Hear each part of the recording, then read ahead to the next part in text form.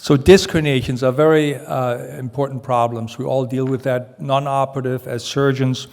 And the concern is, neurological deficits, pain, chronic pain. And this, what our work really entails is the concern about what's going to happen long-term in these patients. Short-term or relatively short-term, one of the concerns is obviously recurrent disc herniations, and then you may have to go back.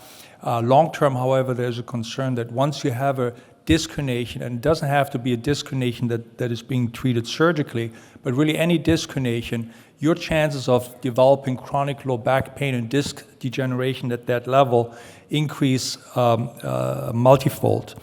And studies have shown this over the years. This sketch kind of describes the more short-term concern, and that is the concern that if you have a annular tear, obviously a disc herniation, you can either try to repair the annular tear. If you don't repair it, there's a chance of a recurrent disc herniation. And depending on what study you believe or who you quote or what your surgical technique may be, the chances of that happening is maybe between 5 and 15, maybe even up to 20%.